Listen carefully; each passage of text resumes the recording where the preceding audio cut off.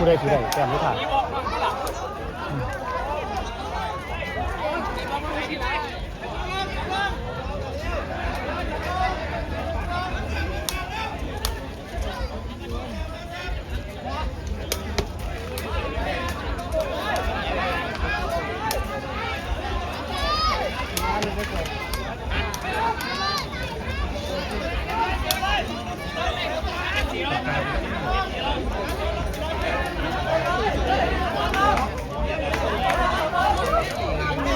พี่พูดผมฝากพี่พูดถือน้ำไหนบ้างครับผมไหลแล้วโอเคอ่ะพี่พูดลองจับอีกข้างนึงฮะนี่แหละนายโยมันบังกล้องมองบ่บังนี่แหละแต้มเดียวเกม12-12เพราะตะก้อนน้ำมันคือเกม13เอาละขอเข้มข้นในเกมเลยนะไม่มีดราม่าเลยนะแต้มในเกมครับ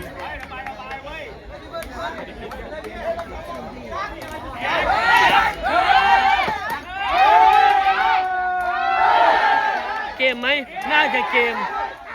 โอ้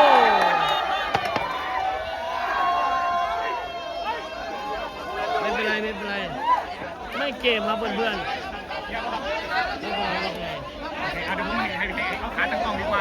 พี่คอยปมไงเพราะว่าเราอยู่บนตึกครับเดี๋ยวพี่เมื่อยไม่ยังหรอก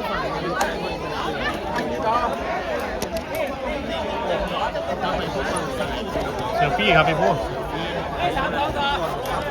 ผมไล่แล้วผมเปิดแล้วแม่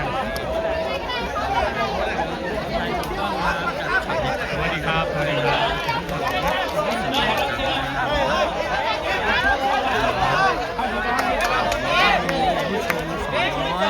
ฝากเพจตะก้อช็อตเด็ดตะก้อนี่ผู้ชม220เท่ากันนะได้ของ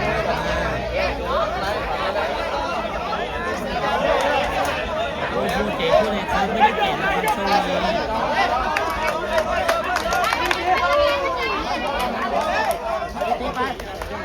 ส่วนเรื่องเก่งไหม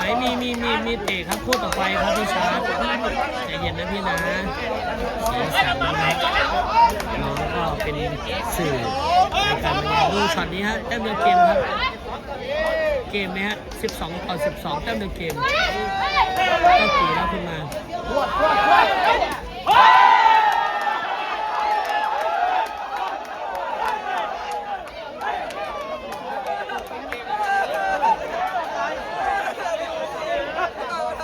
เกมครับเกมฝั่งชนะไปได้13-12แต้มครับสูสีมากๆเจอกันอีกนะครับสอบเห็นว่าแอดมินของตั้งทีมเป็นขอบคุณครับเป็นเสียงคนเลยเป็นเสียงคนเลยขออนุญาตตัดคลิปนะเพื่อนๆนะเพจสายเกิดแอดมินโทรลิจินอลขออนุญาตตัดคลิปของทุกคน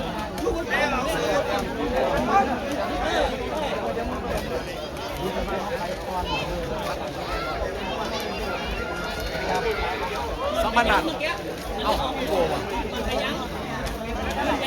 สีสนะกับมะแพร่สีแพร่กับมะสนะ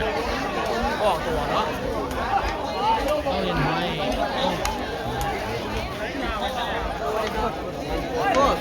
สวัสดีครับน้องเฟียร์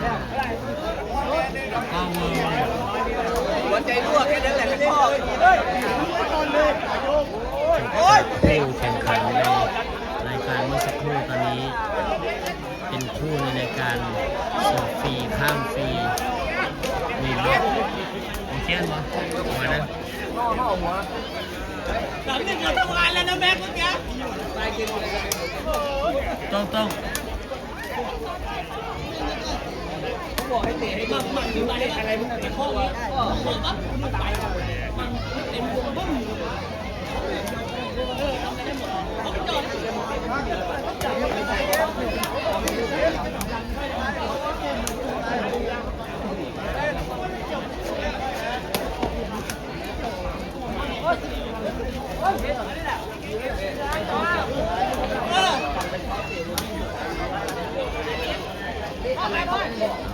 ฝั่งบุรีรัมย์ครับฝั่งนี้ฮะดูครับ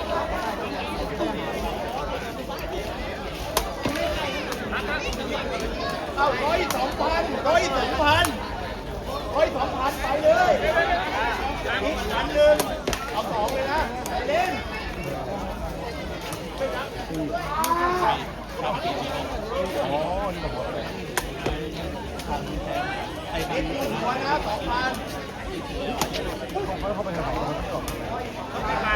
คนนั่งพนันอยู่ข้างสนามกันที่ออกไม่เขาซับเลย กำลังวอร์มครับเพื่อน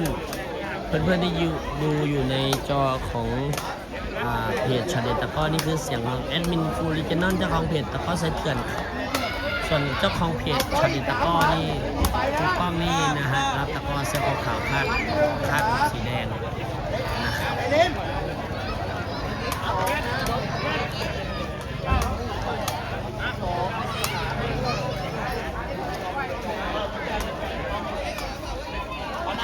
ปนายเล่นก้อยนะ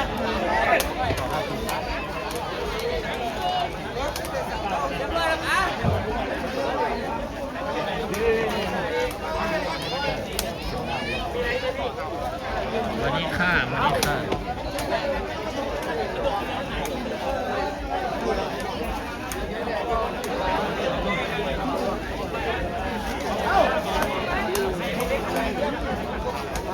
ไอ้บอสเอาไอ้บอสต้องถูกไหม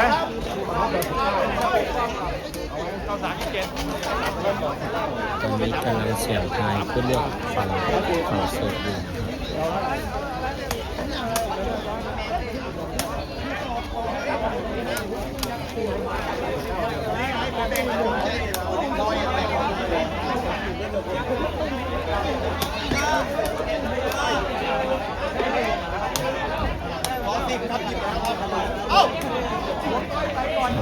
รอสักครู่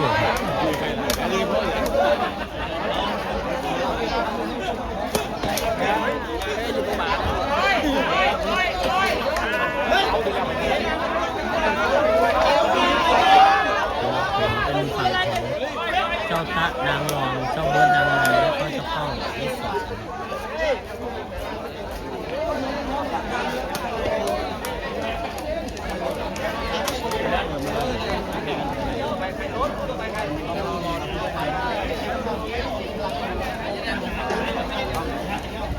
บินจะไล่ให้เพจชนตะกอนเจ้าของเพจ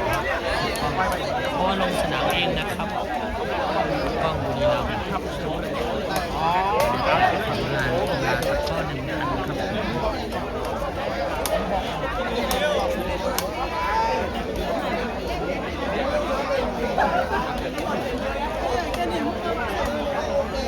เฮ้ยเปิดรับ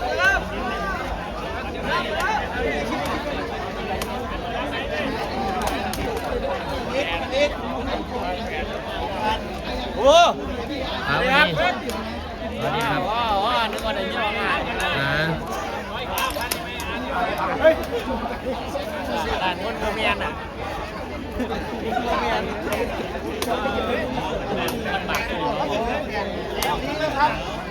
ทักทายผู้ชม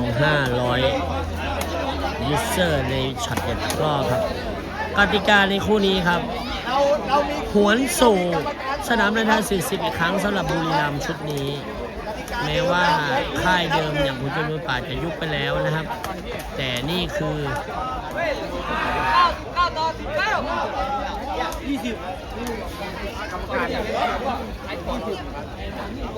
พันเดียวเบิ่งในบัญชี3,000เดี๋ยวเทียบกัน9ทำพร้อมแล้วบอกเลยนะครับเชียร์แล้ว9ดอก8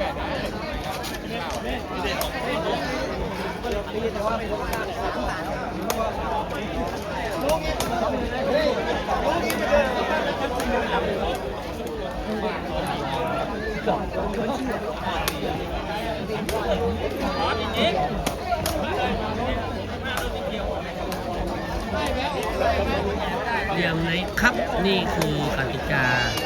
เสิร์ฟฟรีข้ามฟรีมีบล็อกย้ำมีบล็อกนะฮะซึ่งถือว่าหาชมยากอ่ะคนข้างฝั่งบุรีรัมย์ก็จะเป็นครูกล้องนะครับ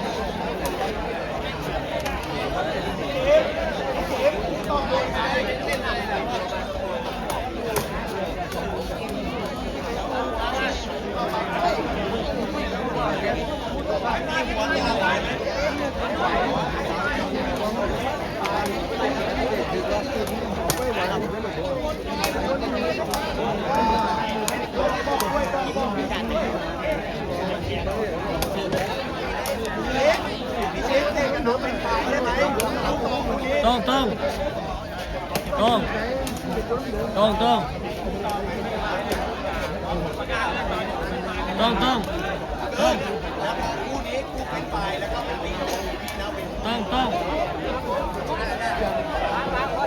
เอา300ให้พี่ดาเลยที่นั่งมอเตอร์ไซค์ยืนคุยกับเสื้อดำกางเกงแดงอ่ะเสื้อสีเทานั่งมอเตอร์ไซค์ข้างนอกกางเกงแดงบอกไม่ใช่เสื้อสีเทานั่งอยู่มอเตอร์ไซค์พี่ดาสวนสยาม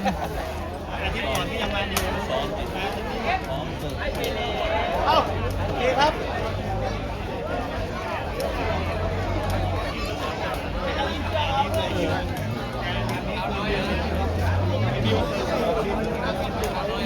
นี่คือชมก่อน500 กว่าท่าน570แอดมินเจ้าของเพจเดินมาถามว่ามีผู้ชมไหมครับมีสิคนบรรยายเกมก็คือออริจินัลผู้เสียวัสดีลูกพี่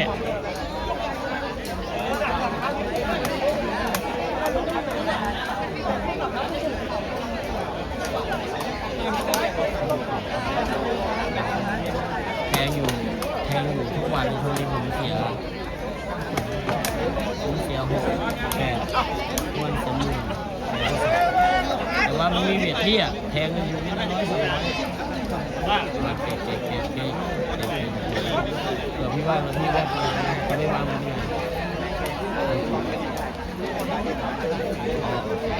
รับทราบ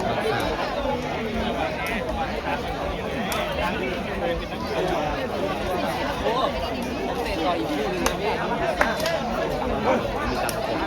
ได้ไม่เป็นไรไม่มีปัญหาอยู่นี่เนี่ยแล้วลูกพี่แว่นมันไม่ให้เหรอผมไม่ได้บอกอะไรเกินเลยไม่มีใครบอกคุยไม่มาเลยครับไม่เป็นไรเราไม่ซีเรียสมากระทันครับซูมมาสั่งแอดมินในยูเซอร์คีแว่นมูกิดเสื้อเหลืองแล้วก็เสื้อแดงเจ้าบิว0-0เขาจะตัดเสิร์ฟครับเสิร์ฟฟรีข้ามฟรีและข้ามฟรีมีบล็อกครับตัดเสิร์ฟ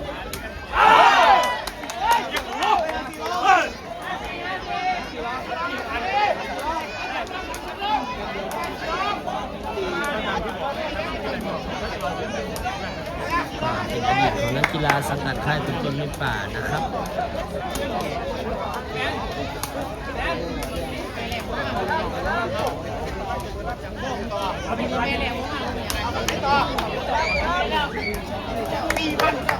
1-0นะช็อตเสิร์ฟฟรีข้ามฟรีมีบล็อกคือกติกาที่เพื่อนๆชมอยู่ในจอครับ1-0ครับผมเปรี้ยงเลื่อนเปิดเจ้าบิวมูกิดถ้าเป็นในโชคอารมณ์นี้นะบอก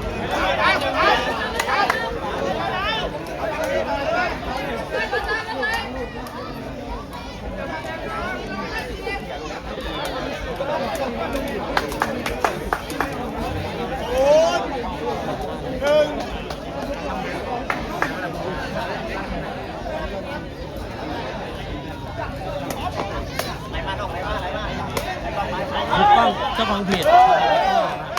ผู้ในงานจะมีตะก้อเดินทาง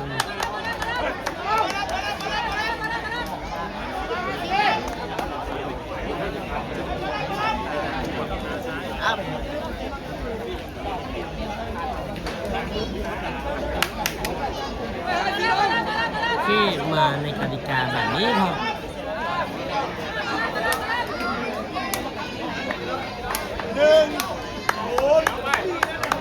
1-0เสิร์ฟด้วยน้องตะนางรองหรือว่าตะคนจนในป่าเดิมเตะเปี้ยงท่านนี้เล่นเปิดเจ้าบิวโอ้เตะท่วม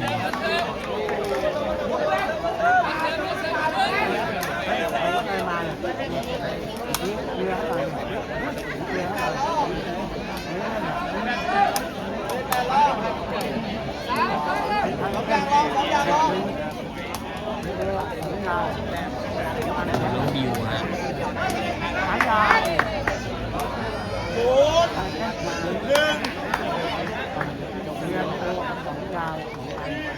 บิวเสิร์ฟ ครับผมที่ตาตาโฉมผู้หาไกลเกินไหมครับเดี๋ยวผมต้องซูมครูก้องเขาบอกว่าไกลเกินเราซูมเข้ามาไหมนี่ไม่เป็นไรนะเจ้าของเพจบอกว่าอยู่ในสนามอ่ะแอดมินคุยจะนั่นเห็นในสายเถื่อนบรรยายเกมครับบอกเป็นหยัง เห็นว่าจะไลฟ์สดดูเนื้อดูตัวพี่ผมเลยจะดูไหมครับเดี๋ยวจะถอดให้ดู ไอ้เจ๊สายแจกอย่าพูดเยอะพายาววันนี้ อย่าพูดออกกล้องดิพี่ สายแจก พี่พูดออกกล้องดี ลงไปเป็นต่อ เป็นต่อ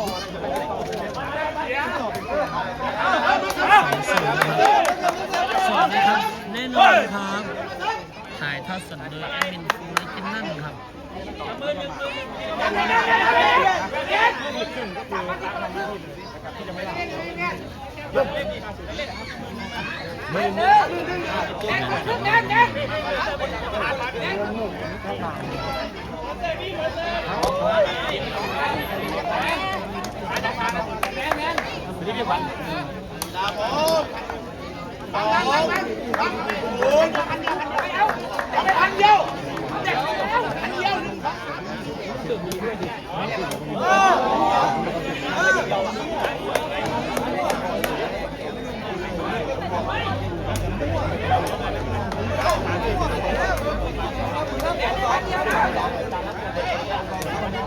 02ครับ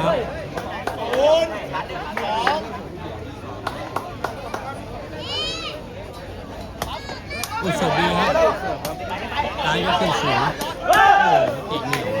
เจ้าของเพจช็อตอีกตะก้ออยู่ในสนามนะครับเพื่อนๆครับเสื้อสีขาวตัวเตะนี่นะครับรู้สึกว่าไกลเกินครับมองไม่ชัดเดี๋ยวสูงไปนิดนึงได้ไหมเพื่อนๆได้ไหมถ้าได้พิมพ์1ครับเมื่อสักครู่ถ้าไกลเกินมุมนี้อาจจะไกลเกินเนาะสำหรับคนที่อยู่ในจอโทรศัพท์เล็กๆได้ไหมครับเพื่อนๆครับได้ไหมตื่นกล้องนิ่งๆนิดนึงโอเคต่อไปครับ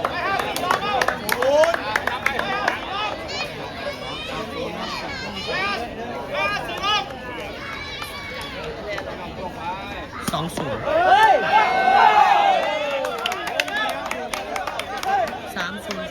เอสโดยน้ำตาลครับลงตรงกลาง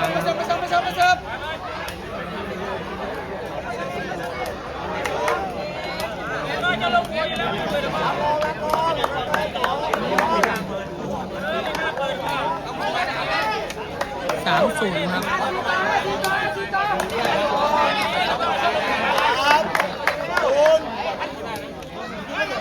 30สมัยน้ำตาลนะเสิร์ฟฟรีเส้น2ข้ามฟรี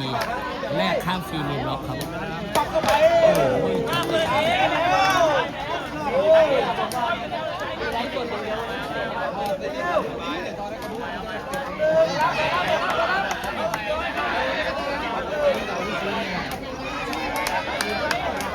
รับ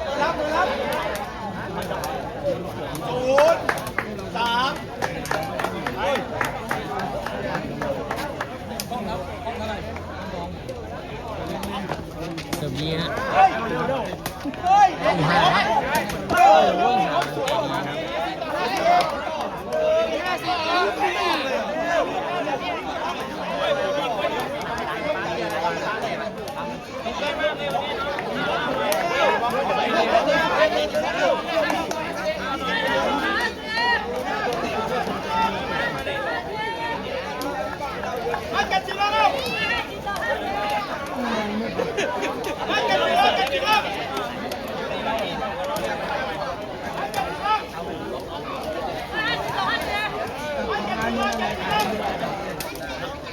เชียนเรียนเลยดิมาจะกอง2 กองกองยาบาดใกล้น้อย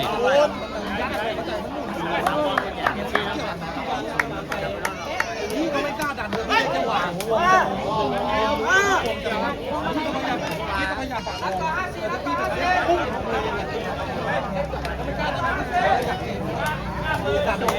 จุ่มกัน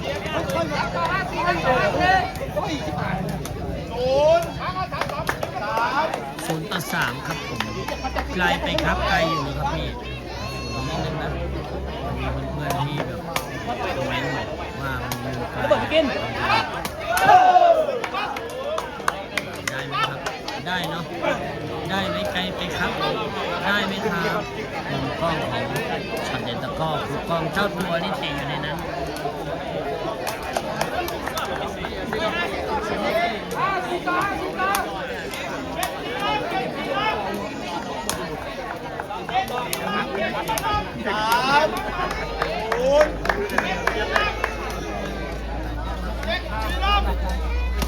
30น้องคิดเปิดเฮ้ยน้องบิวยกโอ้โหเด็กมากน้อยท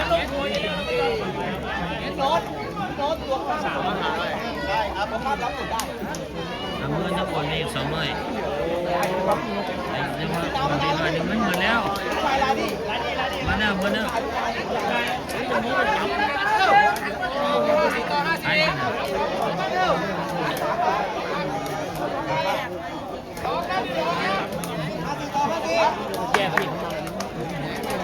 เสิร์ฟสนามครับเจ้าบ้านลำพาเสิร์ฟตามอยู่0-3 แต้มครับ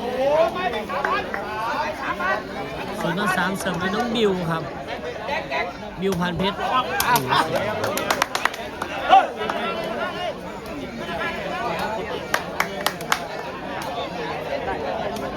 บรรยากาศของสนามก็เดิมพันรามอินทรา40ครับผม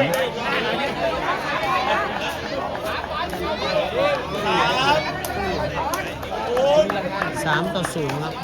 มุมกล้องอาจจะไกลไปนิดนึงขอไปครับเพื่อนๆอาจจะมีการเบียดเล็กน้อยโมกิเปิด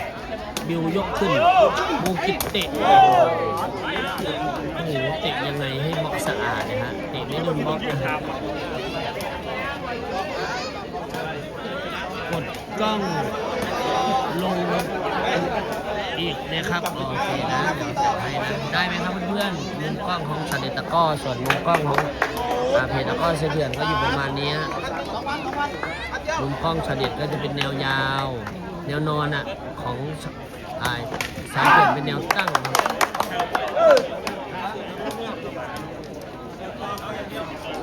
ครับสนุกเลยมุมกล้องไม่ได้ขยับไปขยับมาเอาไอ้สิงไม่ต้องไอ้ขยับไอ้นี่พี่บูได้ไหมสิงยืนห่างในโต๊ะพี่บูได้ไหมไม่ใช่เขาไอ้นั่นโทษขอบคุณครับมันมีเพื่อนๆที่อยู่ไอ้ตรงขาโต๊ะครับเพื่อนๆแล้วทำให้กล้องมันเอียงแล้วพอเพื่อนๆได้ชมจอทางบ้านอ่ะบอกอาจจะเวียนหัวกล้องมันสายไปสายมาเนาะเข้าใจได้สมัยก่อนแอดมินก็เคยเป็นผู้ชมทางบ้านผ่านทางโทรศัพท์พอดีถ้ามีจังหวะที่แอดมินไม่ได้ดูแลในเรื่องของจัดระเบียบในเรื่องของมุมกล้องการบรรยายเกมใดๆต่างๆไม่ถูกใจก็ต้องมีคอมเมนต์แบบนี้ก็ขอบคุณมากที่เตือนครับ03ครับมาแล้ว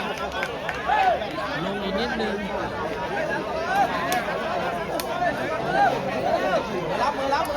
เดี๋ยวแอดมินขออภัยตั้งกล้องให้ชัวร์ๆดีกว่าแป๊บนึงนะ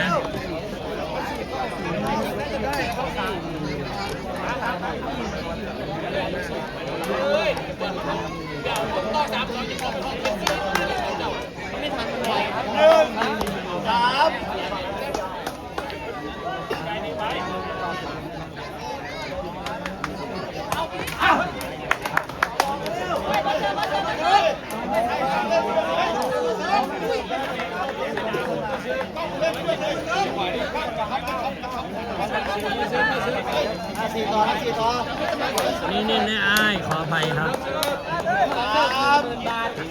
บุรีรัมย์เสิร์ฟด้วยถูกต้องครับ1-3คะแนนครับเล่นเปิดสวยมือติดข้างหน้าเอง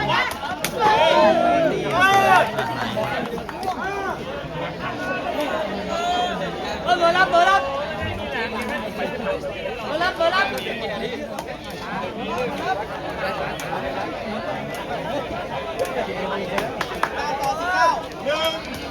มือเดียวพี่จ่าเชียนลูกพี่สวัสดีโอ้โหแอบมาเมื่อไหร่เนี่ยทางไทยพี่จ่าเชียนครับโอ้โหลูกพี่เก่าของบริษัทมาเชียร์ทีมงานแน่เลยโอ้ ถ้ากล้องใสๆนี่ขออภัยนะครับแอดมินทำหน้าที่คุม2แผนนี่อะไรวะ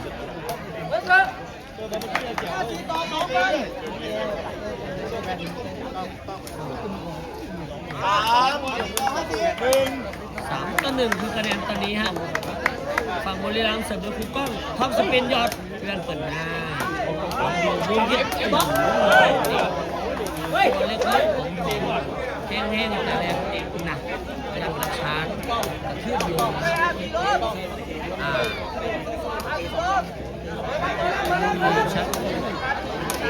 ชัดบอกว่าโอเคแล้วครับพี่ฟูนะครับขอบคุณมากนะมุมกล้องถ้ามีสะบัดนะต้องขออภัยจริงๆครับเป็นมือกล้องที่มันไม่มีขากล้องอ่ะมันอาจจะมีสายอ่ะปวดแขนเท่าไหร่ก็พยายามที่จะไลฟ์ให้เพื่อนๆทางบ้านได้ชมครับ500 กว่าท่านผมเห็นสายเด่นมี200 กว่าท่านในจอครับบิวเซอร์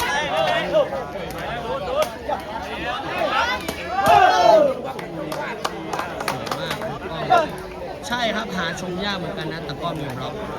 ส่วนมากจะเป็นในสายตะก้อไม่นะครับ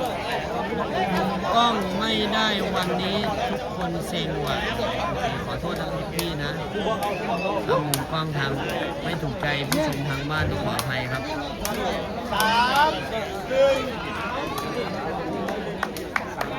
3-1ครับ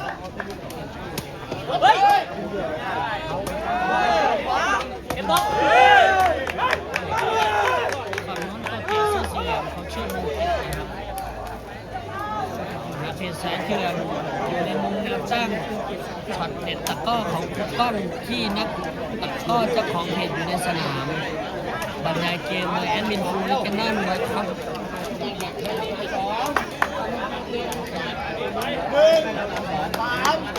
อีกเพจชื่ออะไรอีกเพจชื่อช็อตเด็ดตะก้อครับ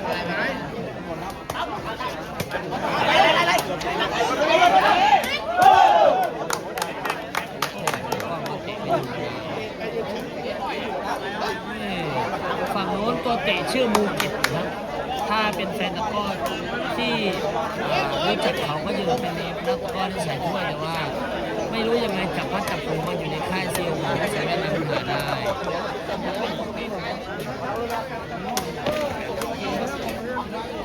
ฟังเลยไหมครับเพื่อน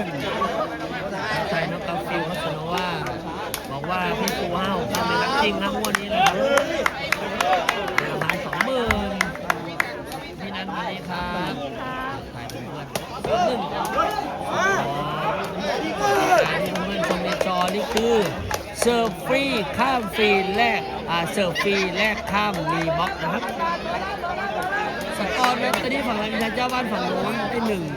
ฝั่งนี้ได้3นะครับ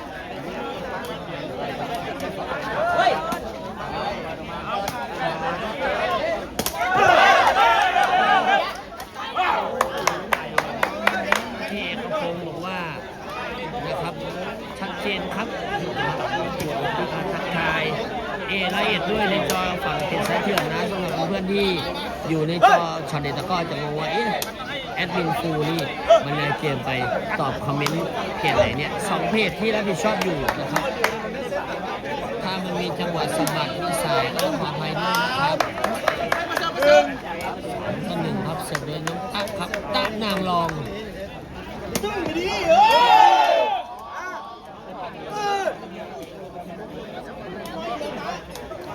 ตายน้องละเอียดนะนักตะก้อเดิมพันที่นะครับเป็นที่รู้จักกันอยู่ในช่วงหนึ่งนะครับเป็นนักตะก้อเดินสายที่มากความสามารถชาวละเอียดนะครับชื่อแต่ก่อนละเอียดอันนี้เป็นเกียร์มัวครับ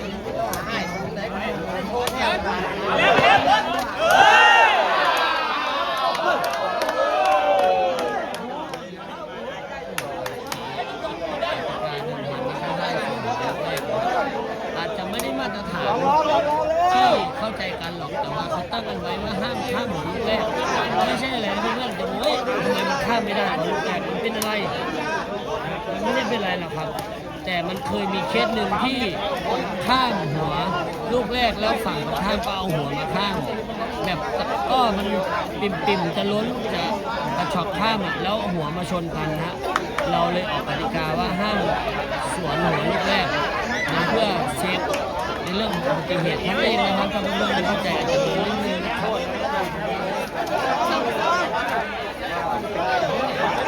ส่วนที่หมอผีถามว่าแอดมินครูนี่ภาคคู่เก่งถามภาคทุกคู่ครับที่รายการพม่าในเสาร์ที่ผ่านมาที่แข่งขันกันระหว่างทีมเดินพันฝั่งชาติไทยเจอกับทีมชาติพม่าเป็นทั้งผู้บรรยายเกมเป็นทั้งผู้จัดเป็นทุกอย่างให้ตะก้อเดินทางครับผมต้าเสิร์ฟยอดม่วงกิจน้องบิว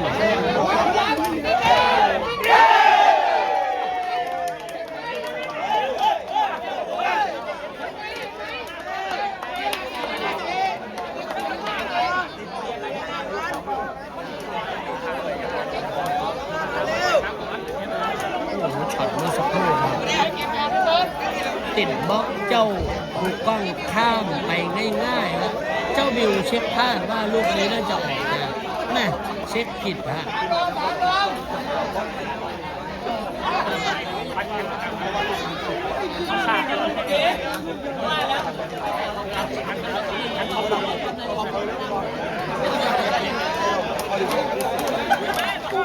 บรรยากาศของสนามเดินทางนา40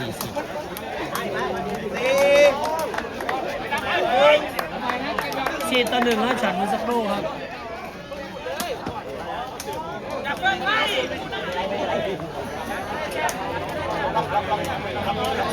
เป็นกติกาที่แต่งมาในเสิร์ฟฟรีเส้น2แลกข้ามฟรีฮะแลกข้ามนะย้ำเพื่อนจะรู้ว่าแอดมินครับแลกข้ามคืออะไรครับก็คือข้ามได้ฝั่งละคนแล้วก็มีบล็อกด้วยนะครับคือกติกาที่แข่งขันกันครับ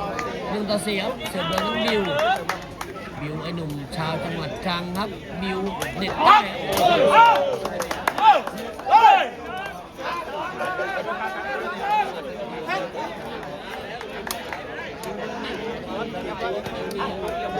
ผมบอกมากครับพี่ฟูก็พอได้ครับ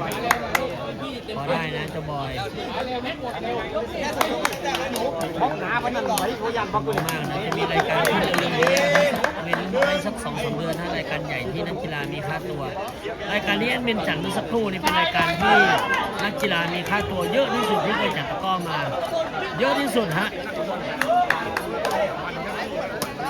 เยอะที่สุดไม่พอทีมที่ชนะได้รับรางวัล100,000 บาทจากฝั่งผู้จัดด้วยนะครับไม่ธรรมดานะครับเป็นรายการที่กำลังพัฒนาขึ้นมานะครับดู4ฮะดูชมกันต่อครับเสิร์ฟน้องบิวเลี้ยงเลยครับช็อตก่อนเสิร์ฟออกช็อตที่2เป็นเน้นเสนกไปไหนสนุกประกาศยุคท้ายไปแล้วนะทางโซเชียลนะถ้าผิดพลาดอะไรยังไงก็ต้องขอไปด้วยขณะของนักกีฬาพอแยกจากหน้าค่ายเดิมคุณตุเลป่าหลังจากที่ต่อไป1 ช่องแยกออกจากคุณตุเลป่าไปแล้วนะครับไปอยู่ขอบเพชรนะฮะเอามาไม่อย่างธรรมดามากครับเบิร์ตตั๊กกล้องก็ออกจากคุณตุเลป่ามาเดินสายอิสระนะครับ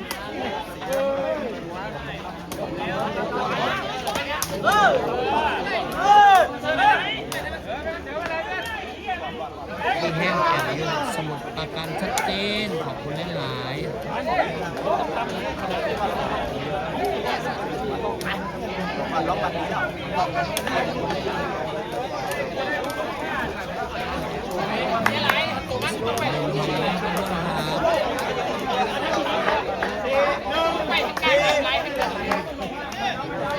1-4เสิร์ฟเลยน้องบิว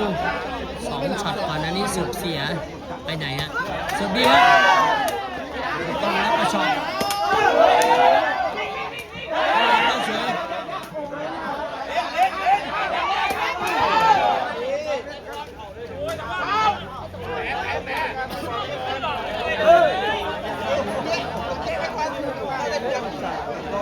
ประกอบได้ฉีดเขาเคยไปในนามผู้ติดตามนะครับเจ้าโตบางทีถามว่าแอดมินเนี่ยไปพม่าบวกนะครับบวกครับไปถึงพม่า2 วันติดเลยครับช่ำๆเลยครับโตบางที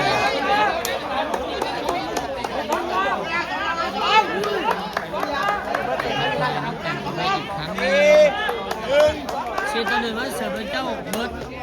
เสิร์ฟพับง่ายๆครับทับทางกินไหมต้องบล็อกอ่ะไม่มีสิทธิ์เกี่ยวตัวเกมฝั่งนู้นชื่อมูกิตนะครับเป็นนักตะกร้อที่อยู่ในสายเรียกว่าสายถ้วยนะครับไม่ได้เกิดมาจากสายเดิมพันอย่างแท้จริงเหมือนที่อยู่ในจอนะครับทำไมเสียนกถึงเลิกทำนะครับอาจารย์กิจในเรื่องของธุรกิจทางครอบครัวนะครับทั้งเหลี่ยมแล้วก็เดิมพันทุกวันนี้มันเก่งน้อยอ่ะเดินทางมาจากบุรีรัมย์มากรุงเทพอ่ะเก่ง5,000เนี่ยแค่ค่าเดินทางต้นทุนก็เป็นหมื่นครับ10,000-20,000อยู่บ้างเหมือนกันนะมาเก่ง5,000มาเก่งเลยเก่งชนะก็แค่เจ้าอ่ะจะให้อาชีพนักกีฬาก็ยังยากประมาณนี้สั้นๆเริ่มเกินได้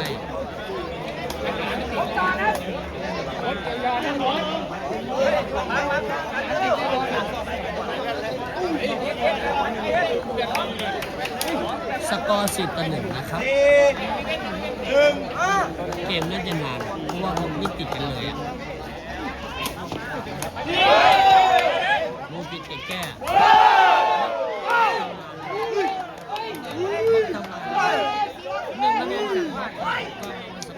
5-1นะครับ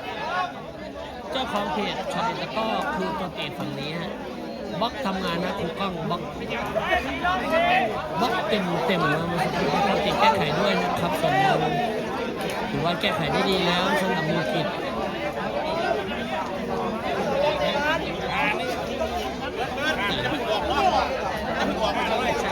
ตัวเล็กๆผมหอมเองนะแต่ว่าทำไมเตะหนักเตะแรงทุกลูกที่สำหรับตัวนี้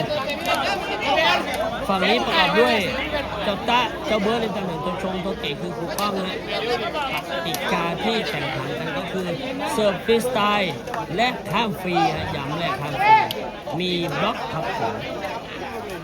ชมต่อครับ5-1ครับเสิร์ฟโดยครูป้องครับแม่เตะเองเสิร์ฟเองเก่งพอได้ฮะฟิตมากเสิร์ฟข้ามครับบิวรับขึ้นมูกิตต้องตีนี้มากให้ได้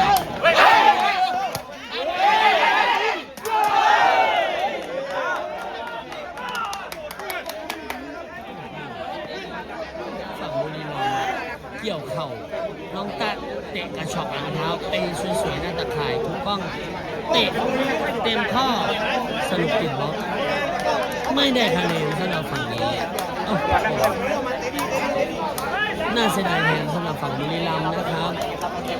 มีโอกาสลุกเพื่อได้คะแนนแต่ว่ายัง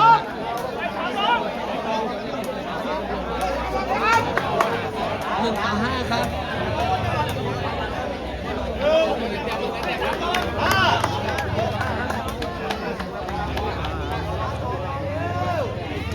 น่าจะมีเหลี่ยมหัวด้วยน่าจะมีสอ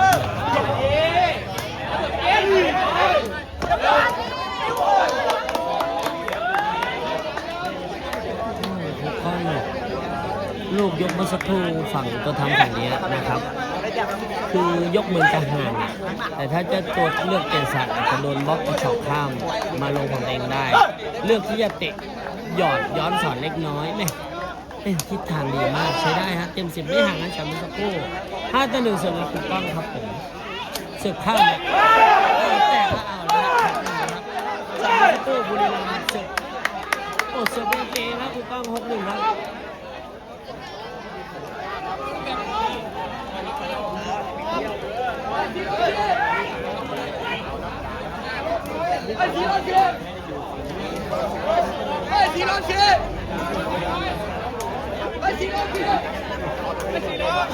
วันนี้ที่สนามไม่เห็นทุกปากน้ำเลย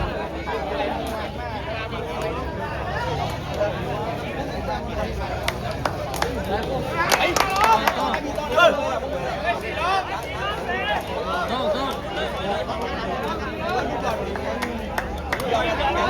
อาจจะเหวี่ยงไปเหวี่ยงมาเพราะว่ามันไม่มีขากล้องนะเพื่อนๆแอดมินเนี่ยต้องมือซ้ายเพจของช็อตเด็ดตะก้อมือขวาเพจตะก้อใช้เถื่อน6-1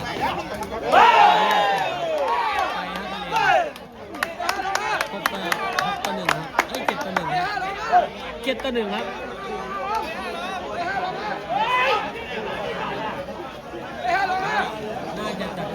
แล้วสวยงามที่ต่อเลยนะครับบ้านเราที่ต่อน้อยบอกว่าน่าตัดคลิปครับใช่ฮะ Facebook วันนี้นี่ทำช็อต กูก็แตกไปเลยกูงงเนี่ย ได้ตังค์ด้วยนะครับ ให้ลูกเสิร์ฟไหมลูกเสิร์ฟได้แค่เนี้ยไอ้เหี้ยแม่ง 70,000เนี่ย เอาเงี้ยจุดเด่นเราสู้กันไม่ได้ตอนนี้เราเป็นรองหมดแล้ว ใช่ครับยังไม่ได้หนักมากแต่บางทีมันเข้าจุดกลางระหว่างเป็นคะแนนที่ดูดีแล้วตอนนี้ก็ รับให้ได้ก่อนให้มาเสิร์ฟ ชนะยังครับ7-1นี่ยังแล้วก็เกม13อีกนิดนึงนะ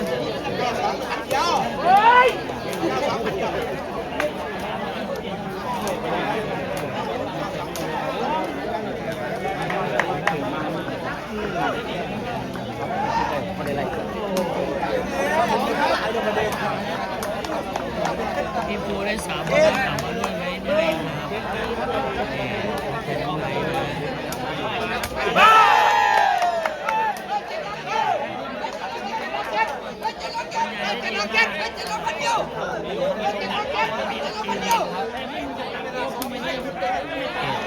สายเขียน1 จอโอนมือขวาจัดเด็ดแล้วก็มือซ้ายบรรยายให้เพื่อนทางบ้านได้ชมในรอบดึกดึกไหมดึกดิ5 ทุ่มกว่า5 ทุ่ม20 กว่า8-1ฮะสุดต่อยไปถูกก็สุดทับอ่ะ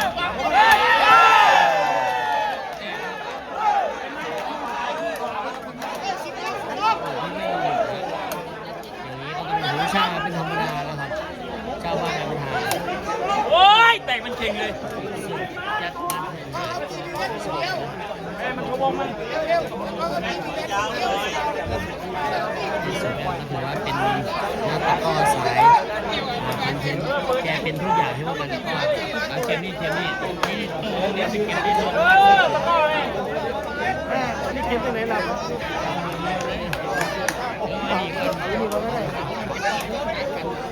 เกมรับประเภทเสียเปรียบใช่นิดนึงก็จีบคนที่หนักกว่านี้ก็สิ่งที่เขาดีนะ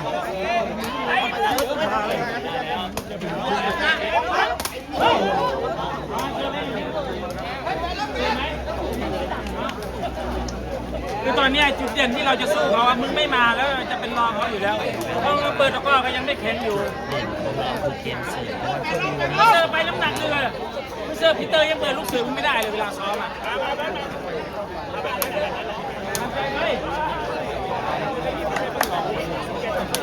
โอ้ยเหี้ยเวลาการเล่นจริง 1-9ก็ห่างไม่ห่างไม่ขาด มันไม่มีเปอร์เซ็นต์เสิร์ฟของให้ลุงเสิร์ฟแรกปั๊บดีกว่า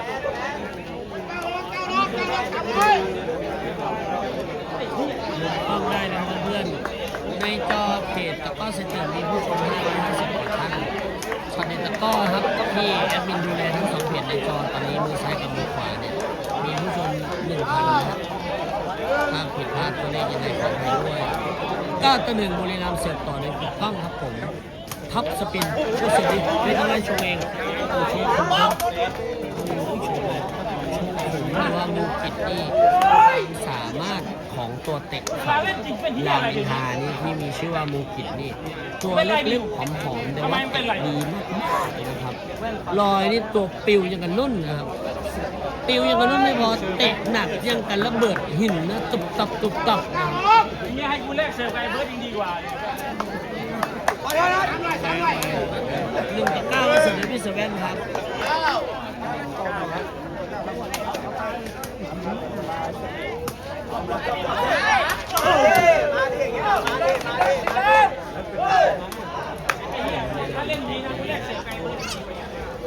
หลังจากที่ใช้ชื่อบุรีรัมย์เต็มตัว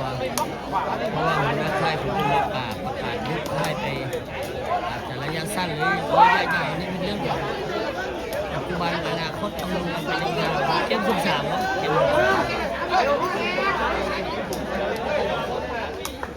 9-1ห่างไม่ห่างเลยขาดไม่ขาดครับ ชนะยังครับลุ้นต่อครับ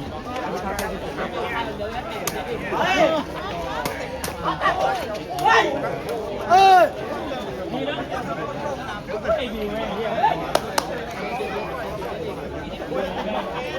เวลาเล่นถึงที่อะไรกันไม่เคยซ้อมมาเลยซ้อม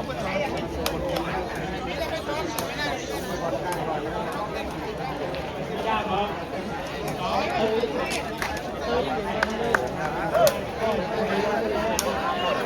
ตัดเกมครับส่วนในพิเศษครับดูมุมกล้องจะมีเหลี่ยมนิด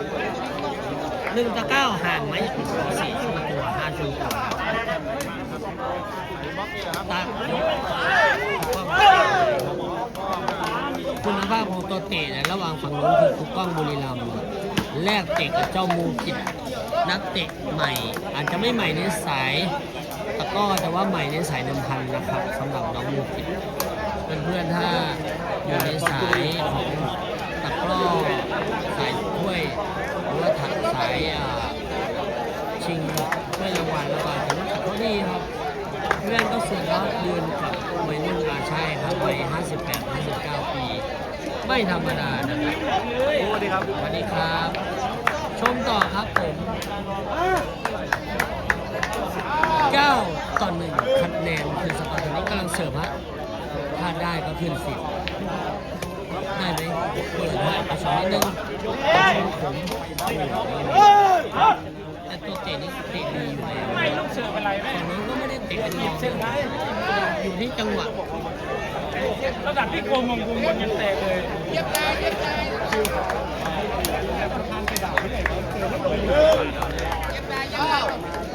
เสือไม่ได้มูกินดันทางภาคใต้ขอบคุณมากๆข้อมูลเจาะวงของคุณหลายๆนะรับคุณมาชมถูกต้องมันก็มีล็อกมีอะไรนี่เสิร์ฟเสียเสิร์ฟคว้างไปเลยนะตอนนี้ถามว่าพี่นุ๊กไปไหนแกไปทำธุรกิจอยู่ฝั่งประเทศลาวดังนั้นการเดินสายถ้ามึงเล่นแค่นี้นะคุณเล่นเสียไปเบิร์ดว่าสร้างรายได้เตะบอลรักเตะชอบก็เลยประกาศทุกค่ายไปยังเสิร์ฟเสียเสิร์ฟอะไรไม่ได้ระยะยาวต้องอีกครั้งหนึ่งนะครับเด่นเราก็มีลูกบล็อก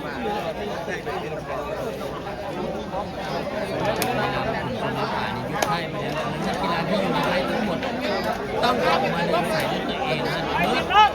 ตากล้องหรือหนึ่งของชั้นที่ออกมาก่อนหน้านี้นะครับถือว่าเป็นอิสระครับหัวหน้าค่ายของกรมป่าแล้วนะครับประกาศที่ค่ายไปให้ตามข้อมูลโซเชียลนะ2-9เสิร์ฟต่อเลยน้องบิว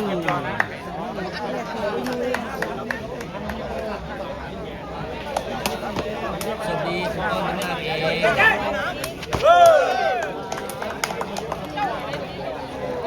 ใช่ไหมเดี๋ยวก็เซซ้ายเซขวาไม่ได้ต้องเซ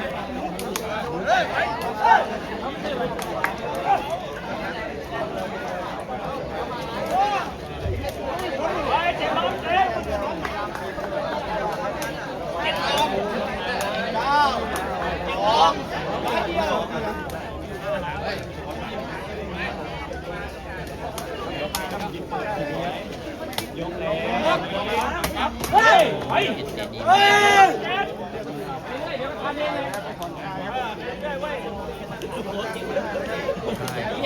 ไม่มาเลยสอบถามนั่นเองก็เข้ามาคอมเมนต์บอกว่าสวัสดีครับเอ็มตูแกอยู่ตัวทำดีนะทำธุรกิจขยับขยายไปเรื่อยนะครับ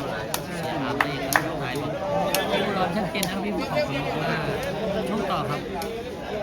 พี่เตยหายไปไหนครับแม่พี่เตยถ้าเตยซัมติงได้อยู่ข้างสนามนี่แหละแต่ถ้าเตยคิดว่าประกอบเขาก็อาจจะไม่ค่อยน่าจะทานสักเท่าไหร่นะครับเขาเป็นนักกีฬาในสายสโมสรสายถ้วยประมาณนี้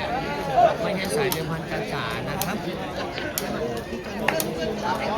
ชมต่อครับเสิร์ฟต่อในน้องบิวเด็กดังครับบิวค่ายพานเพชรหรือว่าค่ายของเตยก็ได้ตบกระบาลมือที่ไหนเปอร์เซ็นต์เสียงนี่ต่ำมากสำหรับเจ้าบิวนะครับแล้วก็ท่านในจอมผิดสันเถื่อนแล้วก็น่าจะเป็น1,000แล้วสำหรับเพจชาเน็ตตะก้อ2เพจนี้มีทั้งผิดช่องบรรยายเกมเสียงเดียวเข้าทั้ง2เพจ9-2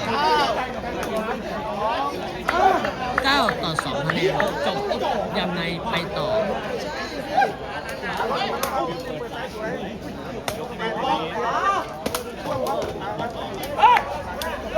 เสิร์ฟไม่มีเลยดิวลูกบอลยังไม่ใช่ มาใช่ครับใจเนี่ยจะเอาลูก ชัดเจนไปหาที่เอกก่อนสายอ่อนไปครับน้องบิวสุดดีตารับง่ายมาก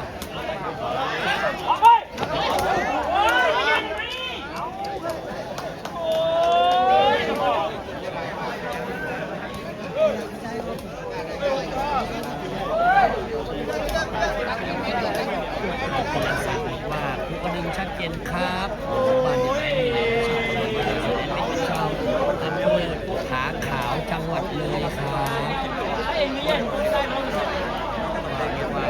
ก่อนที่ไม่เรียนภาษาเป็นอำเภอผู้กระดึงนะครับแอดมินก็จะบอกพอมีขาขาวก็ตามทะเลครับปักตะบอลก็เริ่มเจอใครกันบ้างใจเย็นครับใจเย็นสกอร์9-2คะแนนเสมอถูกต้องย้ำมาก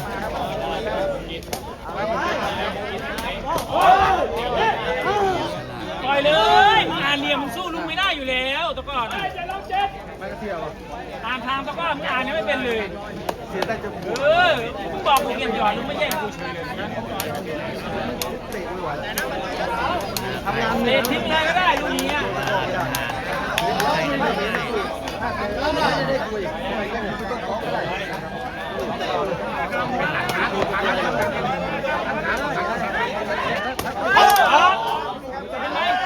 ไปเรื่อยๆเดี๋ยวมันก็เซซ้ายเซขวา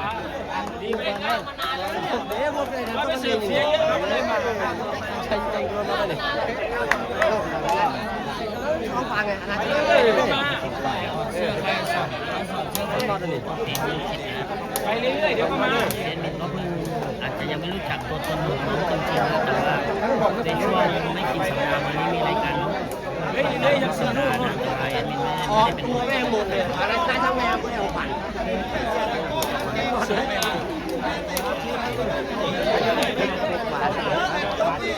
เตือนใจไม่ได้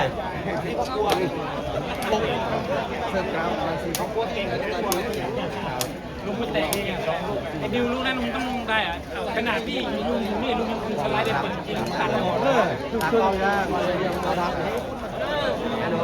ได้โอเคได้ก็พอเลยจะเป็นน่ารักมากๆอย่างท่านเลยรับพิเศษถ้าคนไม่รู้จักแกจริงๆก็ได้สัมผัสมาที่นี่ฮะ3 9 5ตาชอบเนี่ยแล้วก็ลูกนี้มันยังไม่อ่านทางไปทางโน้นทั้งกล่องเดือนประมาณเดือนเ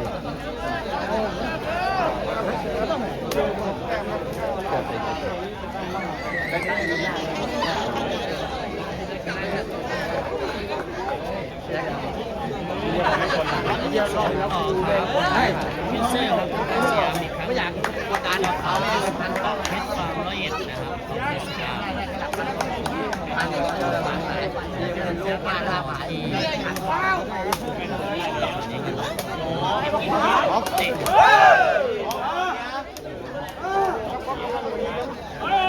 ใช่ไหมเขาก็เซสเปซแบบนี้เนี่ยดูดักเลยว่าเก็บยอดน้องไก่บอกว่าคนที่ไม่โดนแว่นไปเลยโดนเหมือนกันนะแอดมินก็เคยโดนเหมือนกันไม่เคยลงรายการโดนแว่น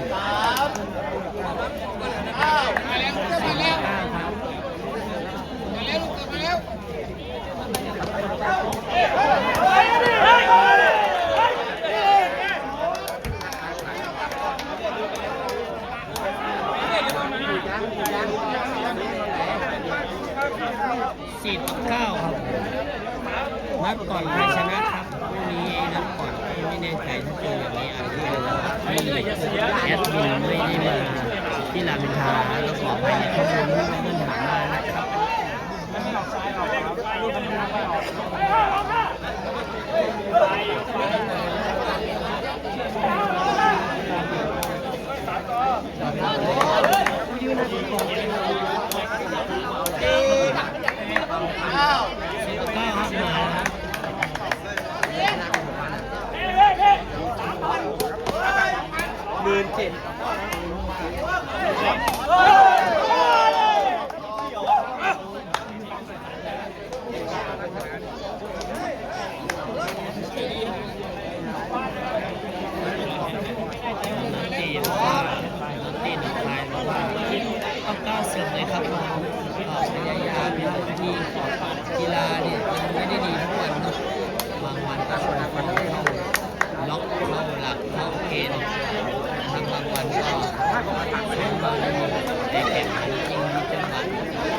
ไม่เข้าทางธรรมดาครับ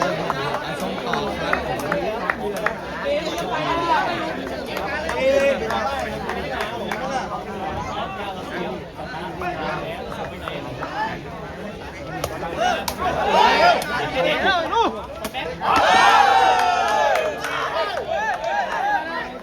เสียออกครั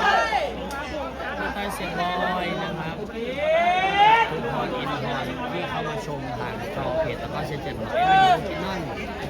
แล้วก็อีกจอเพื่อนๆอาจจะงงว่าคอมเมนต์แอดมินตอบอะไรเนี่ยงงแต่ดูแล2เพจนะครับณตอนนี้นะที่รับผิดชอบเพราะว่าคดีตะก้อที่ตัวนักกีฬาเจ้าของเพจที่อยู่ในสนามนะครับแอดมินก็ทำหน้าที่หลายๆอย่างช่วยๆกันนะครับ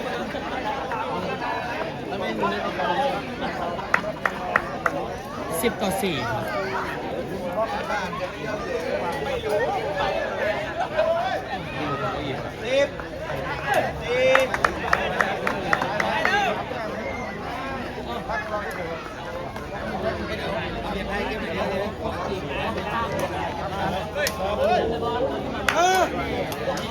แค่นี้เอาตัวรอดกันเว้ยจะเป็นตัวเตะลูกนี้ไม่น่าเสียเฮ้ยเบลเฮ้ยเอาไปกินหนมปืนด้วยเบลนึง10,000อาชีพ10,000ครับเอาไปกินขนม10,000ครับได้ไหมมีอาชีพครับ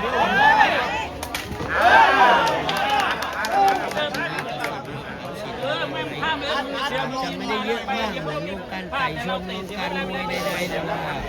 มันคือกีฬาที่ต้องลงเตะเองลงเงินเองแล้วก็อาจจะมีสปอนเซอร์ลงให้นิดหน่อยหรือว่าลงทั้งหมดนะหลากหลายแต่ว่าเราจะพัฒนาไปเรื่อยๆครับปัจจุบัน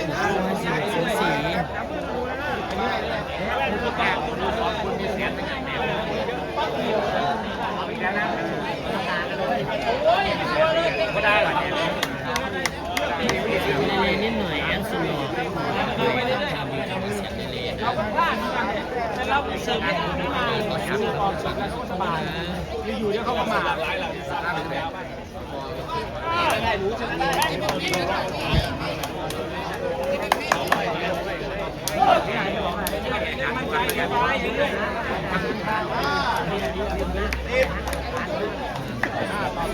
บิวครับไปไหนไม่รู้สวัสดีครับตาลังสายชมขวาบินไป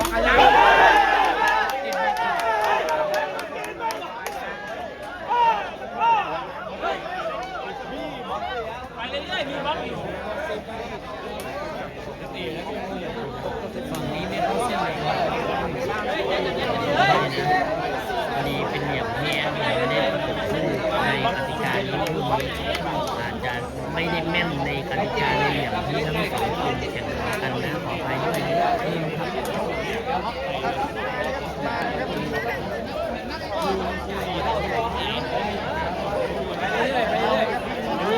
ทางริมเสือเราไม่มาเราก็ต้องหลัง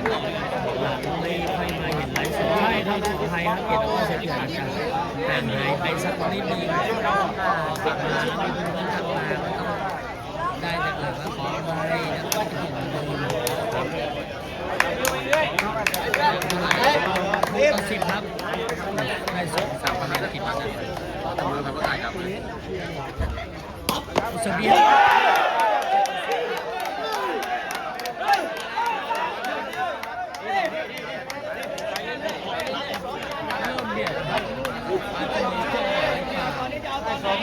ตามเรียนไปเรื่อยๆจาก2 เท่าท้ายตามมาสุดเสียงไม่สำเร็จวันนั้นเราก็ตามเขานี้แหละ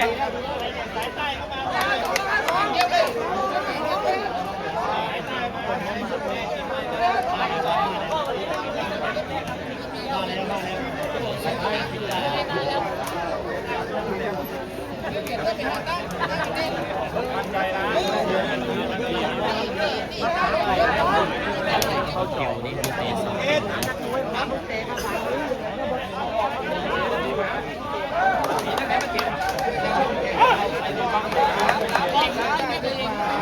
มาครับ7-10นะครับเบียดนะครับ จากที่โดนนำห่าง9-2 9-3อ่ะรู้สึกดีได้อยู่ทำงาน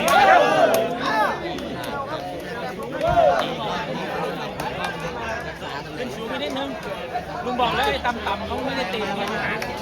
แล้วล็อกก่อน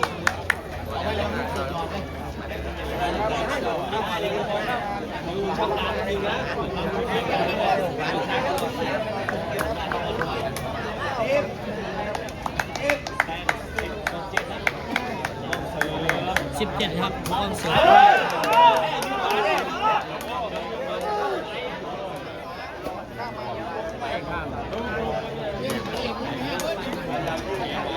เก่งไม่เนียมเก่งเลยครับพี่ฟูไม่มีนะเดินผ่านที่เราเห็นเป็นสักครู่แล้วก็เดินกลับไปเลย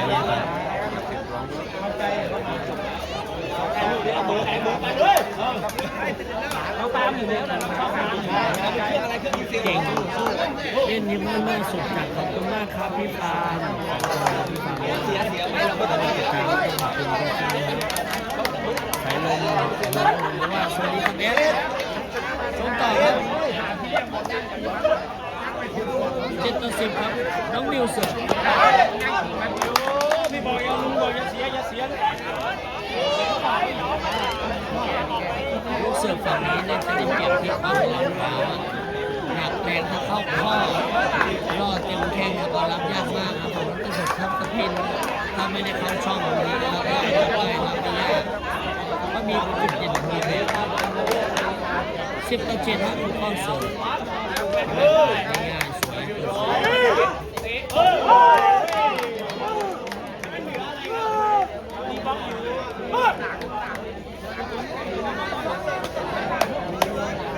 ตะฝั่งนี้ชื่อมุงกิจเป็นนักก็ชาวได้คนเสิร์ฟนี่ก็คือน้องบิวฮะชาวจังหวัดกาญจนบุรีแล้วก็จังหวัดทางภาคใต้นะครับส่วนมากแล้วก็1,000ก็จะเป็นภาคอีสานมาก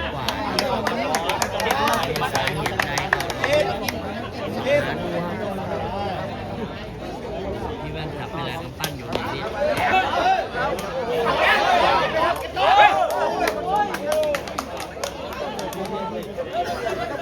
ิดถึงนัดเลยนัดมือบนบล็อกอ่ะกล้องเป็นนัดเลยคนนัดทีคือบล็อกไอ้เขา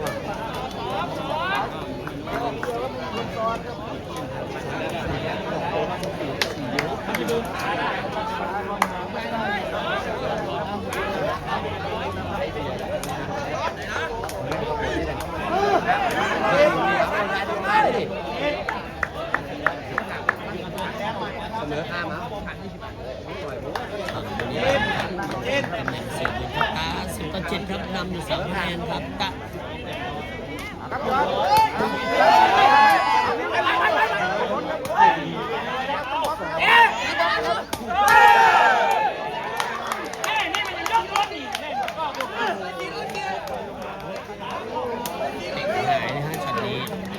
แซงได้4คะแนน11-7ครับ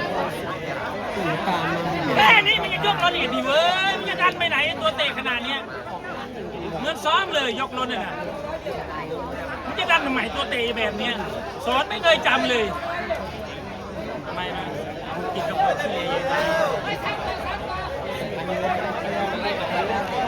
จะยกตัวเตะมีทั้งซันแบ็กมีทั้งเตะเลือดยกกับก่อเก็บขาตาเก็บขาตาเก็บขาตาเก็บขาตา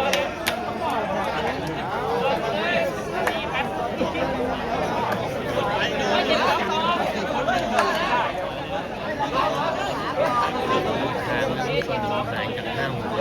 นี่ถามว่าใครครับตัวรับสัญญาณของโทรศัพท์แอดมินไม่ดีครับส่งต่อครับ11-7ครับเสิร์ฟต่อโดยจังตาครับ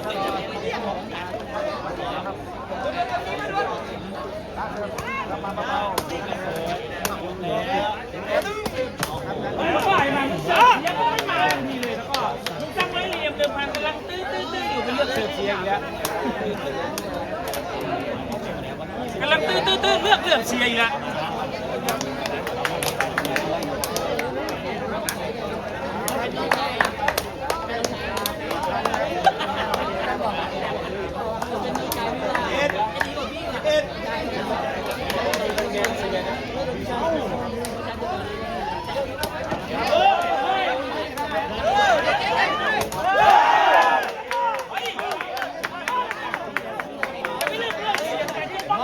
ครับ8-11นะสันเมื่อสักครู่เสิร์ฟดีมากๆนะแต่ว่าฝั่งตรงข้ามรับได้ ไม่มีอะไรมันต้องก้อนมาก เตะดีแต่เตะรับไม่ถึงนะครับเป็นคะแนนครับ8-11ครับผมชิงจีบไปทำ20ไปทำพี่แว่นจากนอกเพื่อนหลายกำปั้นของเชียร์โหเรื่องใหญ่อย่างที่เชียร์นั่นก็มา8-11ครับ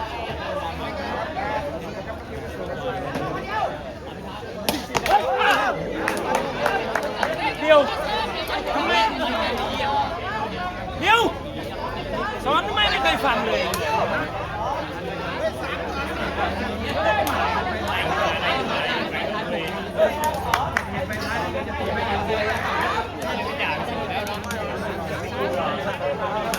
บอกมาเร็วคุณสอนนะ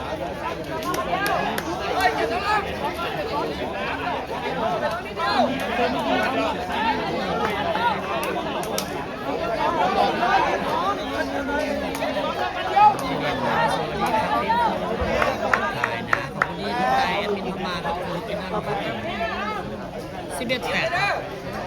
เสิร์ฟเพื่อได้มึงเจอไม่มามึงจะฝืนชีวิตตัวเองแล้วบอกเหมือนกันเสียใจมาก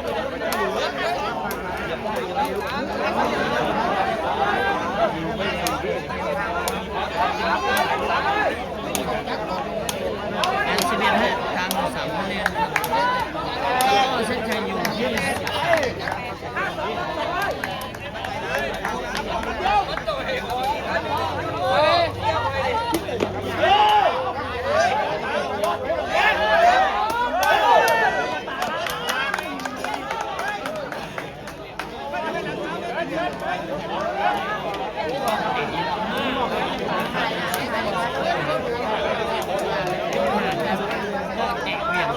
แต่น้ำหนักนี่มัน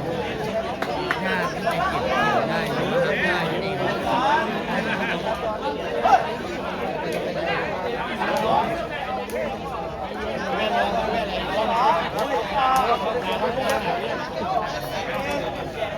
11-8ครับ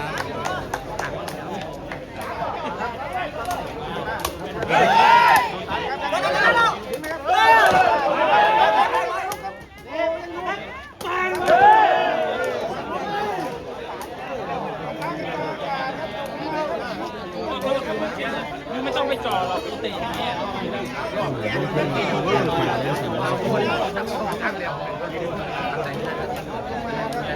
จ็บเลยฮะตัวลงเป็นช็อตแรกแต่ว่าก็ลงบล็อกเป็นช็อตข้างตัวรับฝั่งนี้รับโชว์เพราะมันคือกติกาในการแลกข้ามนะครับคือข้ามเล่นของเราคนนั่นเองนะครับ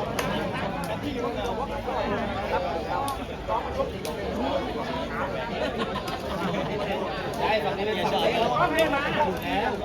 งนี้เป็นฝั่งเล่นเนี่ยฝั่งนี้เล่นไหนโดนฝั่งเล่นฝั่งนี้เป็นฝั่งเล่นติดบล็อกมามันตีใส่บล็อกมาไม่เกี่ยวลูกแรกตรงนี้พี่ดิวแล้วนับหนึ่งนะลูกใหญ่ครับ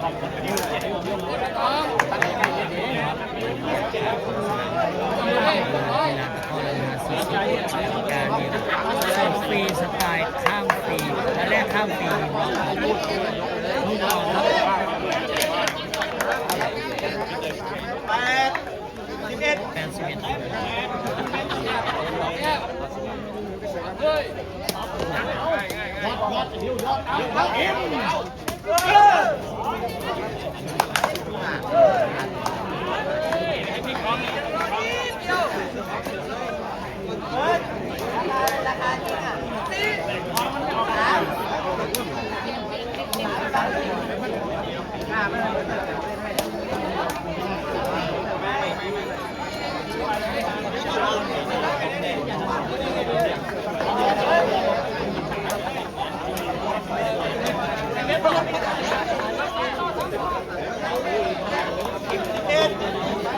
11-8ครับผมเซิร์ฟเวอร์พี่ป้อมเนี่ย10 NT เองเลยจะกินน้องบิวดีครับได้ไหม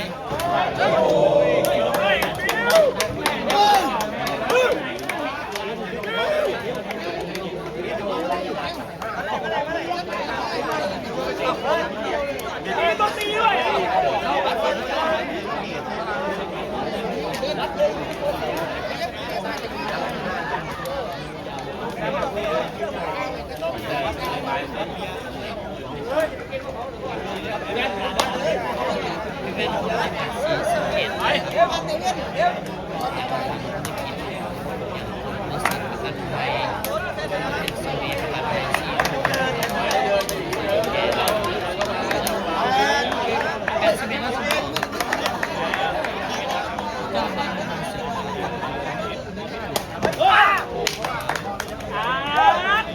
มึงจะไปสอนมันทำไมมันไม่มาก็มันไม่มาหรอกเชื่อพี่เถอะทำงานมาแล้วรอเขาดิอย่างเงี้ย ได้สำนักงานนะเพื่อเขาบิดติดกล้องหัวเปิดแล้วก็คุยหลังการในปฏิบัติเซลฟี่แลกค่าไปหมด11-8ครับเรียงมา มาไปเชิญเลยสอนนะมิน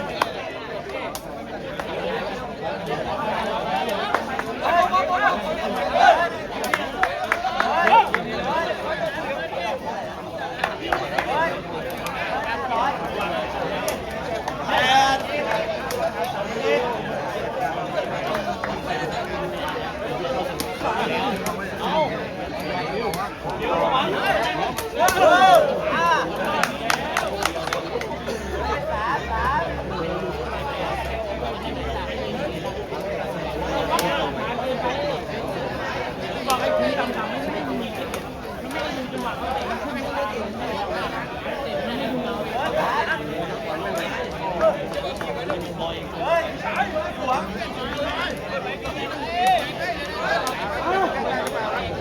ต่อไปครับมันน่าจะเป็นเหลี่ยมผู้หญิงห้ามลงเป็นฝ่ายนะครับเป็นประมาณนี้คนไป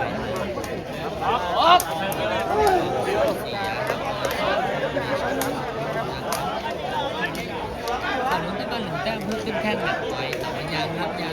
โดนไม่สำเร็จพอโดนทันตอนนี้นี่เป็น3 แต้มนะครับดูน้องบิวมาไม่มาเท้าที่ว่าแน่ๆชิง20,000พอดี81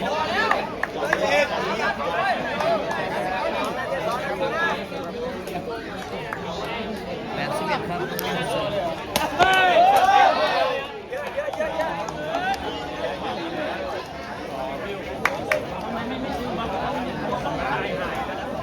เนี่ยรอเลย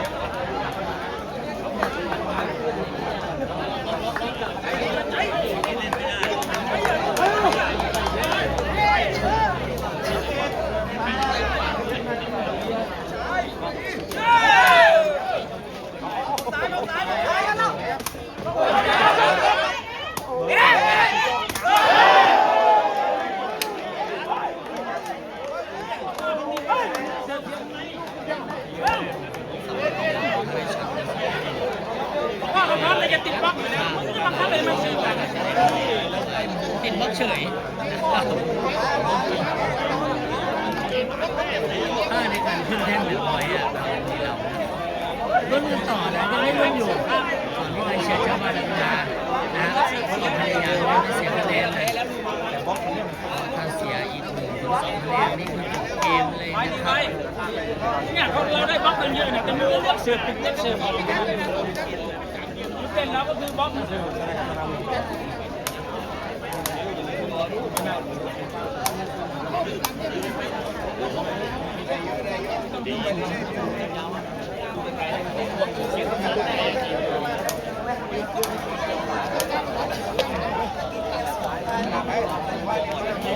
นี่เลยนะ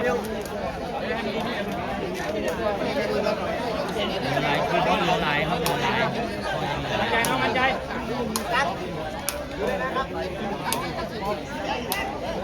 8-11ครับ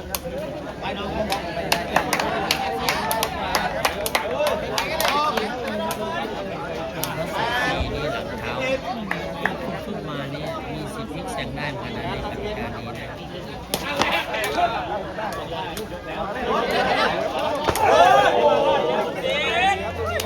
มันขึ้นแต่ตามจังหวะมันไม่รู้จักที ท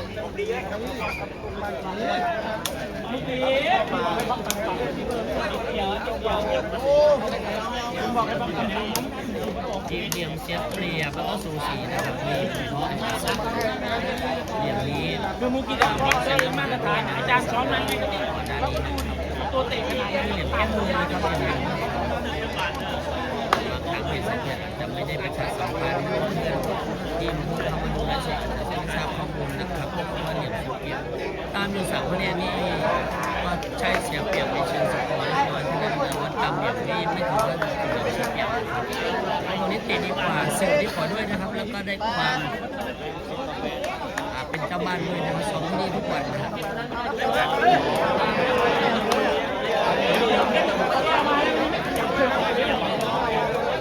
สรุปเก่งหมดจริงไหมก็ตำรวจ โอเคมันจะลุงบอกต่ำๆไปเลย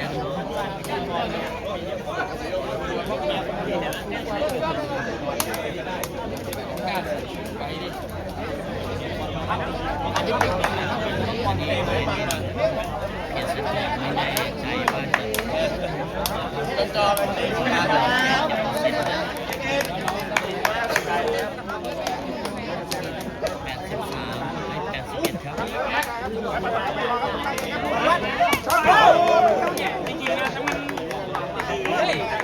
ไม่ไปไหนไม่ได้เลยมันเป็นไปไหนไม่ได้เลยลุงปั๊บ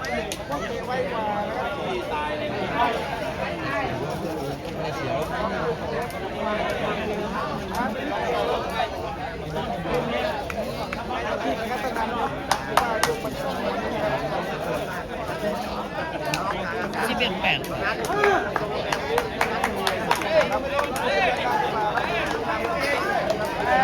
ุรีรัมย์สับเลยคุณป้อมนะเขาสปินแน่ๆเลยไปไหนไม่รู้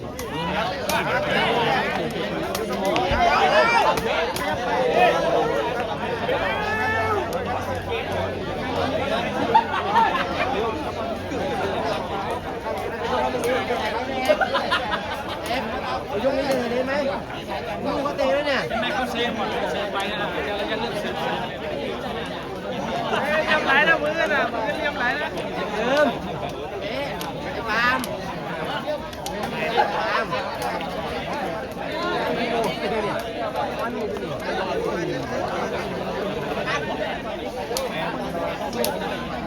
ตะวันเสือบ้าง11ครับไปยาบอล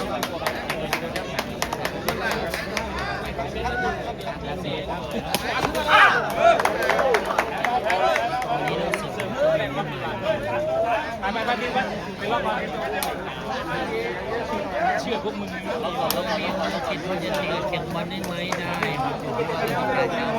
บบเสิร์ฟฟรีมีบล็อกหรือไม่มีบล็อกแล้วแต่ทุกคนนะ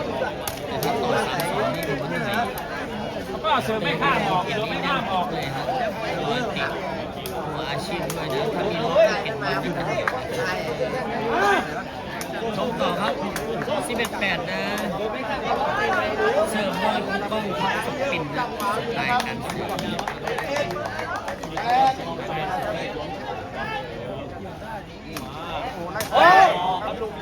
เดี๋ยวสอนยังไงเลือกเสิร์ฟเสียกับเลือกเสิร์ฟออกมันไม่มีประโยชน์มันจะได้แต้มอย่างไหนใจไปเลยไปเลย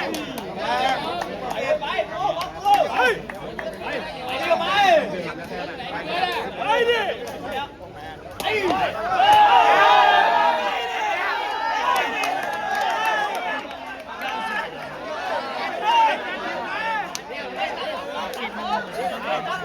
เสียเสีย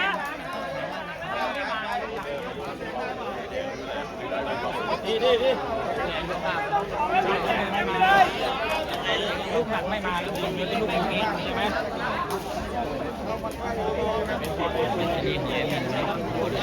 มันใจคือมันใจไปเรื่อยจะเลือกสืบเสีย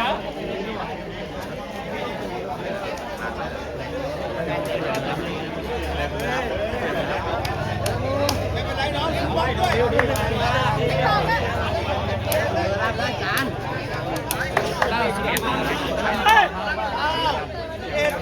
91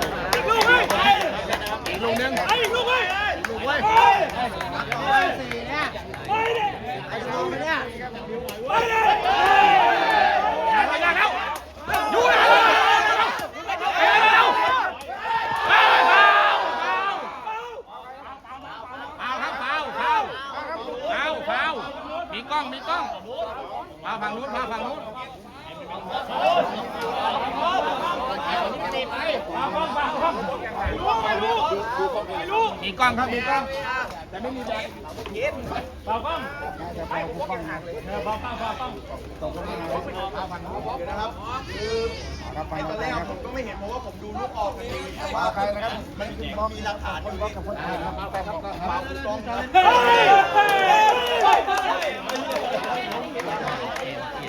้ย ต่อ11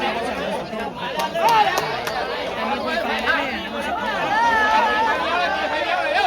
ถ้าเพื่อนๆที่อยู่ในจอเพจแสนเขื่อนนะ ตีไฟเลี้ยวออกขวาหน่อย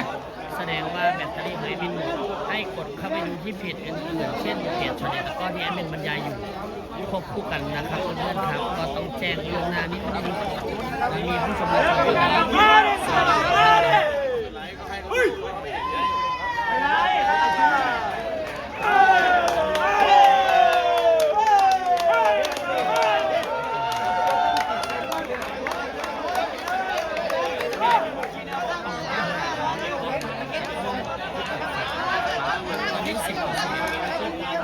แล้วถ้าน้องมิวเสิร์ฟเปรี้ยงๆเลย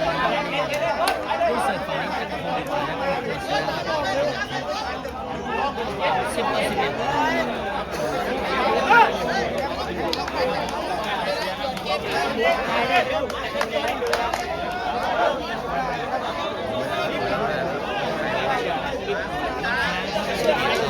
ใช่ฮะอีกแผ่นมันค้างจริงแล้วขอ ป้าอยู่ไหนแล้วก็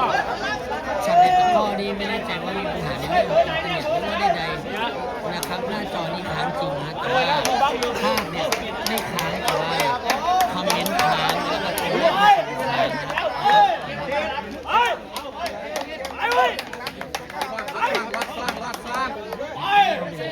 ขอสอนสอนยังไงอะไรพวกนี้เนี่ยอยากจะโดดเตะหน้ามึงเลยโอ้ยสอนแม่งสอนโบสอนควายเว้ย เข้าไปชมเพจปาเตี้ยก็ได้ครับปาเตี้ยนกพุ่มนะครับเพจตะก้อเวลนะครับเพจก็เข้าเส้นนะครับหลายๆเพจเสด็จตะก้อด้วยนะครับจังหวะนี้ขออนุญาตตัดคลิปตรงนี้เลยนะ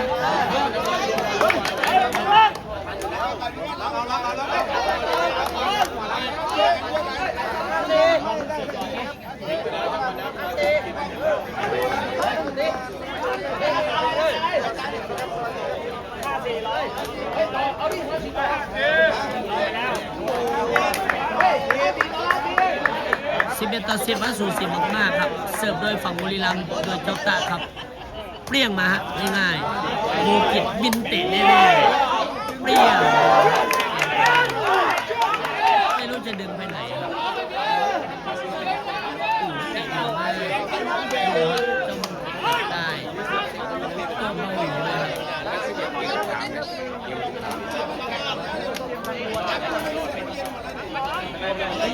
บรรยากาศของสนามตะกร้อลำพิธา40ครับผม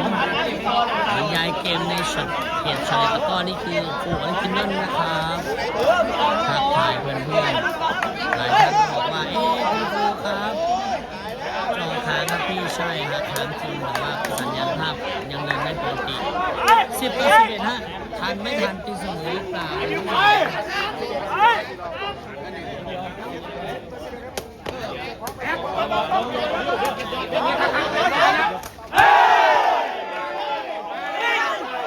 มีตีเสมอ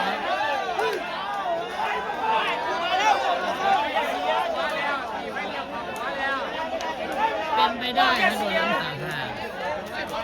ไม่หัวใจแหลกกระตับเหมือนกันสำหรับนักกีฬาเจ้าบ้านช็อตเมื่อสักครู่ที่เพื่อนๆเห็นในจอครับ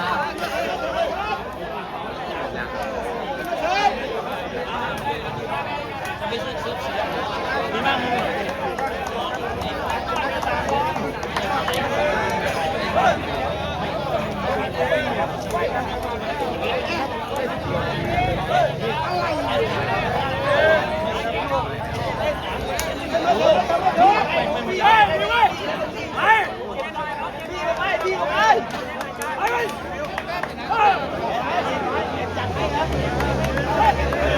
11 เท่าครับช็อตเมื่อสักครู่ครับ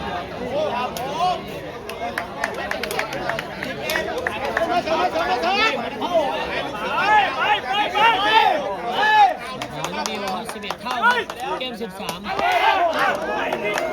บิวเด็กกูอยากจะตกกระบาลมันที่มาเลยไปซ้อนตอนเสือกแล้วเนี่ย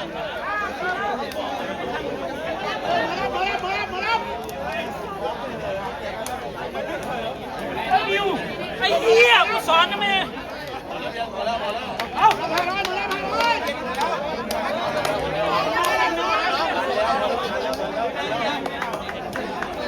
บตเตอรี่ของชาเดตะก้อก็เหลือ 10% นะครับไม่ได้มีของแบงค์สำรองระหว่างถ่ายสดซึ่งเป็นเกมที่ยาวครับ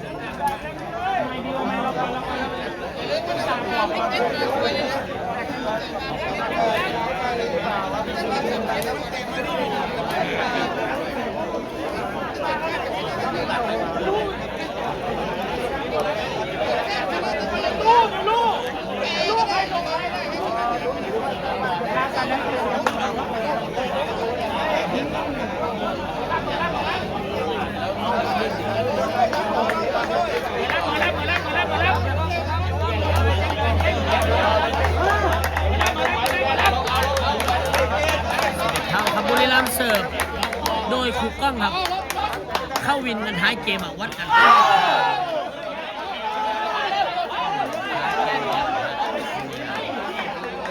เกมมาดีน้ำขาด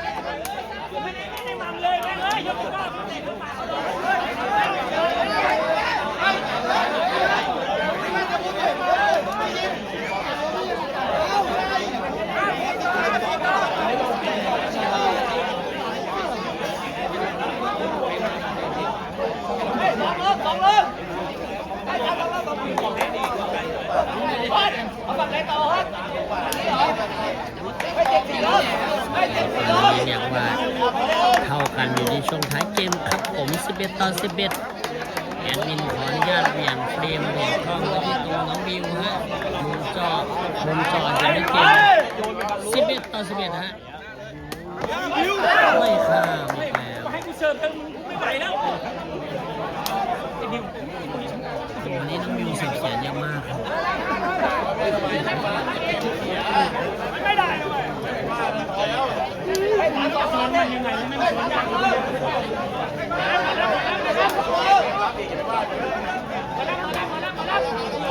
ันขาดแข็งแล้วมึงจะไปเชื่อใจมัน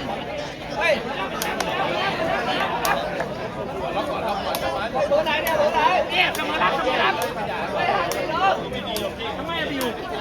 เพื่ออะไรไป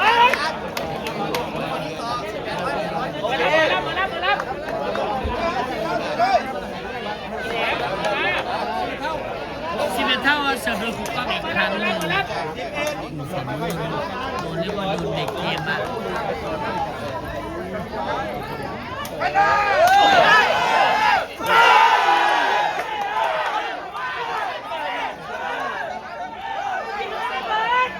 ขึ้นแท่งจนได้สำหรับฝั่งบุรีรัมย์เดินสายฮะจากลูกเสิร์ฟคู่แรกแล้วลูกเสิร์ฟของกระช็อตด้านหลังและช็อตเมื่อสักครู่ครับ ข้ามหัวมาไม่เปิดเฉยเลยเฮ้ยไม่ได้โคตรกูไม่ได้เปิดตัวเสียเลยไงสักแป๊บหนึ่งนะฮะ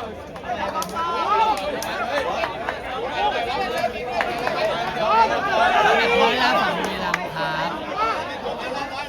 อีกคะแนนเดียวก็จะเข้าวินถึงฝั่งฝันครับผมขอรางวัลได้หรือไม่ได้ดูช็อตนี้แต้มในเกม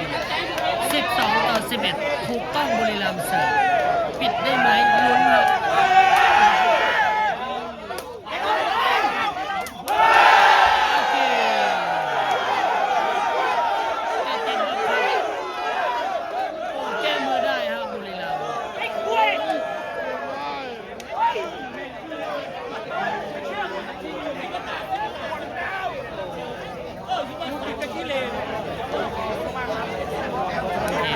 เพลงนั้นนะครับว่า